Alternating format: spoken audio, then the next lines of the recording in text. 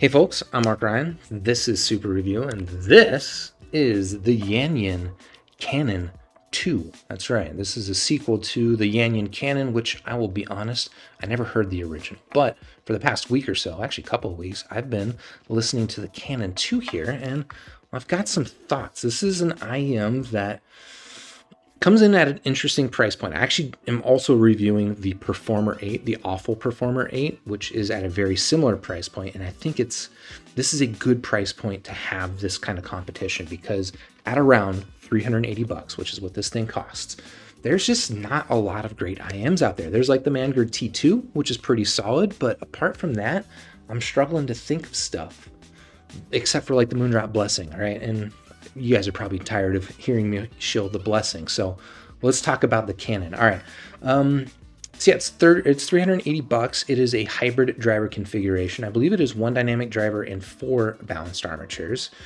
and that's about as much as you need to know about it at this point. So let's talk about the physical stuff, and then I'll talk about the sound, and I might even talk a little bit about how it compares with the Performer 8, because I know a lot of people are interested in that IM right now. So physical stuff here on the Canon. Real quick, let me pull in this. Doesn't have a ton as far as accessories. It comes with this little carry case, which I know is not entirely fitting on my camera screen here very well. It comes with your tips, and that seems to be about it. But of course, you get the IM itself on a cable. And generally, I like this cable, actually. It is, a general, pretty generic white cable. It's got a nice small 3.5 millimeter connector, small enough Y split, and a functional chin slider, which I like to see. It stays in place. Mostly what I like about this cable is it just behaves well.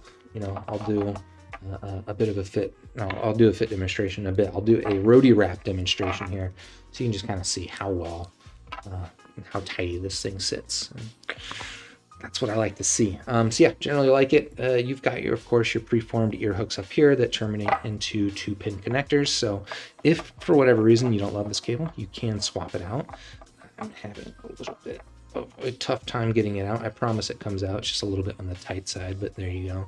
You can see you've got your 2-pin connectors. So I would tug it and show you for sure that it comes out, but then I just don't want to struggle with getting it back in at this moment. Yeah, so your standard 2-pin connectors. All right, what else can we say about the cable? Probably not much. So let's talk about the earpieces, which, okay, here's where I'm less impressed. All right, I like the cable a little bit more than I like these earpieces. And part of it is the aesthetic, which I know aesthetic is different aesthetic preferences are different for everybody. Whether or not this appeals to your particular senses, I'll let you be the judge. For me, I don't know, man. It just looks like kind of like a kid's school project with the glitter. They've got their logo here, which is actually kind of a cool logo. I don't understand it as far as like Yanyin, but it's a cool looking logo. And then over here, they've got the word Canon. And maybe a thing that irrationally bothers me, but the word Canon is slightly off alignment with these horizontal lines that are running in there. It's subtle, but as a person that does this kind of like visual design, it's enough to trigger me a little bit. But yeah, I don't know. Aesthetically, it is not my favorite. And then the earpiece shape, I will give you a bit of a warning right now. These things are kind of on the chonky side. I would describe it as like a medium-large size. So it's nothing like the The Audio Monarch Mark II or anything like that. But these are definitely on the big side. And I'll give you a fit demonstration in a bit. But before I do that, I just kind of wanted to, while we're up close here, give you a little bit more of a tour of the form factor on this thing. It is somewhat fitted. You can see that there is a slight divot here for the anti-tragus to catch this little part of the ear, which helps with fit stability. But then around here on the back, there's not much in terms of like molding. So yeah, again, I'll show you what that looks like in terms of it fitting into my ear. But the last thing I wanted to call out here on the build is that there are actually dip switches on the back of this device, or on the back of this IM. These switches are quite recessed. You're going to need a tool of some sort. I don't think it came with a tool that would let me operate these. So, I mean, a toothpick will do. If you've got like a SIM ejector tool, that will also do. But just your fingernails, unless you've got them filed in a very particular way, and I would question why you do, you're probably not going to be able to operate the switches here by hand. But they do affect the sound. We'll talk about that in a little bit. But for now, let me pull up this camera view again and do the fit demonstration real quick while I struggle with these things being tangled up. So yeah, like I mentioned, fit-wise, I would describe this as kind of a medium-large fit. And I would say it's mostly pretty comfortable. Actually, when I'm normally just sitting around the house, I don't really have any issues with the fit on this IM at all, really. But it's when I'm doing things where fit stability matters. And for me, mostly, that wild activity for me where I need a lot of fit stability is in sleeping. That's where I do wish that these things just fit a little bit more secure. Usually an IM of this design, kind of like a resin semi-custom design, usually fits me really well secure. But I think partly because maybe the nozzle's a little bit on the long side, the body's just a little bit thick, the body's large in general, and because it just doesn't have much to catch onto the back of my ear, I find the fit stability in this thing to be just kind of mediocre, actually, surprisingly. It's not bad, but I just had higher hopes, I suppose. All right, so that is the form factor. Let me really wrap this thing back up one more time. And now we can talk about the sound here on the Yanyin Canon II. And like I've been doing, I'm going to pull up a frequency response graph on squig.link. It's there right now if you want to check it out. I've got it linked in the description as well. But yeah, this is what the frequency response of the Canon II looks like. And basically, if you've been following kind of the current meta of frequency response graphs for the past few years, this is pretty in line with that, right? You've got a modest upper mid-range lift, right? This is kind of where your vocal content is. And maybe you would even say this is a little bit on the relaxed side, which will appeal to some of you shoutlets out there, you people who are concerned about shout, which I still think is a fake thing. But yeah, that's kind of how the vocal region is tuned. But then otherwise, the mid-range, right, you've got this straight line, which means basically flat mid-range, and then you've got a bass boost, which is, I don't know, this is like the recipe to give people kind of a little bit of everything. You get your nice clean mid-range, and you get your bass boost for the people who want their bass boost. Now, I did mention that this thing has tuning switches on it, which basically just impact the bass. Let me throw this on real quick to show you the difference. The differences are minor, okay? I would not expect a night and day difference. In fact, there are 4 settings in total that you can get with these switches. You can have switch 1 up and switch 2 up, switch 2 down, switch 2 up. And that's kind of what I'm showing you here. And then you can kind of have combinations of the switches. Mostly, I would consider this a 2-setting IM, right? Have both switches up or both switches down. That's where you're going to get the most difference. And here's where you can see the difference. It's like 1 dB of bass, which might not sound like that much, but given where it starts here at around 300 hertz, it actually does have an impact. My preferred listening was actually here with the down-down configuration, as you might expect as somewhat of a basslet myself. I thought this is where it actually sounded the best. But still has, I think, its sound signature, which is going to get us into talking about what this thing sounds like in my ear. So that's what a graph's like.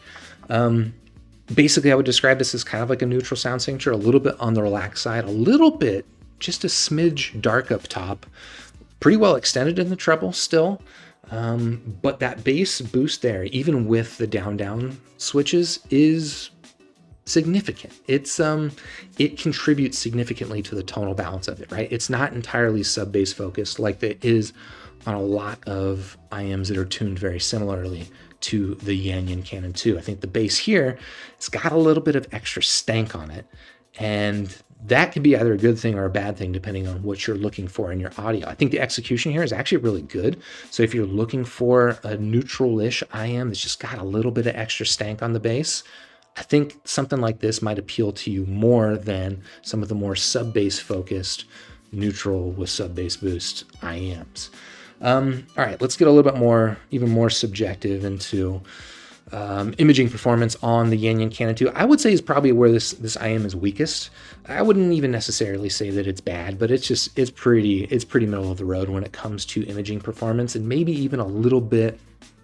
It's definitely behind where I would expect an IM at this price range to be.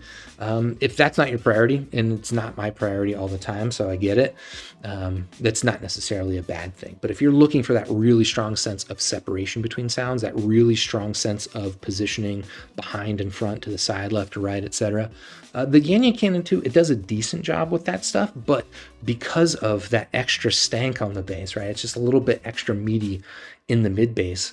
At least I believe that is what's contributing to the sense of it just sounding a little bit more cohesive and less separated. Okay, if those are kind of like our ends of the spectrum, this is leaning more toward the cohesive side. What else could I say about the sound? I mean, I think what I really do appreciate about the sound here on the Canon II, and part of this is the tonality, is that it's just got a nice sense of timbre, which is, I don't know, it's one of those words that maybe doesn't mean a lot to a person until you start hearing an IM like the Aful Performer 8 I described in my review of that one as slightly artificial sounding, where I don't really get any of that here with the Canon II. But again, you are trading off maybe a slightly richer tonality here with the Canon for slightly less of that separation and head stage sense that you might get on something like the Performer 8. What else I was going to say? Oh, there's also just kind of an interesting dryness to the sound here on the Canon.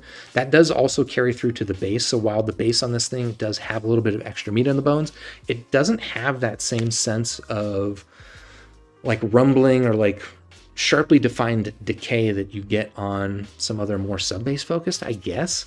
I don't know if it's purely just the tuning or if maybe there's like just some over dampening of the drivers in this. I don't know. I don't design sound, so I probably shouldn't get this far into speculation, but I will just say that there is generally kind of a dryness to the sound here on the Canon II, which again is not a thing I actually necessarily hate, but if you're listening to it, it'll probably be a thing that stands out. And if it's the thing that you know is going to bug you, well, definitely know that going in. But yeah, that is generally my thoughts here on the sound. Let me consult my notes to make sure I'm not missing anything. Yeah, I mean, it's just kind of like a warm, relaxed sounding IM.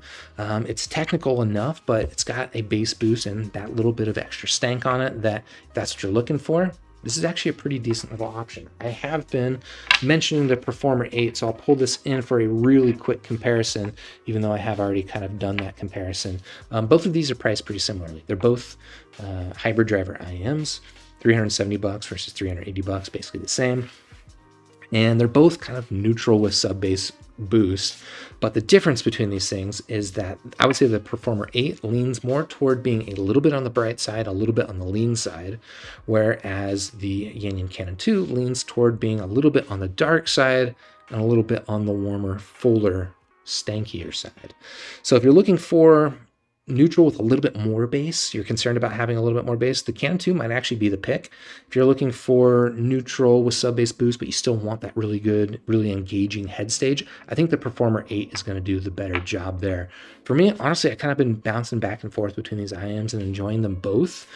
If I'm honest, I feel like the Canon II is a little bit more unique, and because of that, it appeals to me a little bit more, but if I were buying only one of these, I would honestly have, I don't know, this is probably more closer to my general sound signature. So, that's going to do it for my thoughts here on the Yanyin Canon II. If you want to check it out, of course, I've got it linked in the description down below. But before that, we got to give it a score. Out of 5 stars, the Canon II. I'm going to give it a very solid 4 stars out of 5. And yeah, check it out. I've got it linked down below. Shout out to Yanyin, actually, for sending this one in for review. I've got them linked below as well. And while you're down there, if you found this review helpful, you liked it, please do hit the like button, subscribe to the channel, ding the YouTube bell, and I'll catch you on the next super review. Cheers.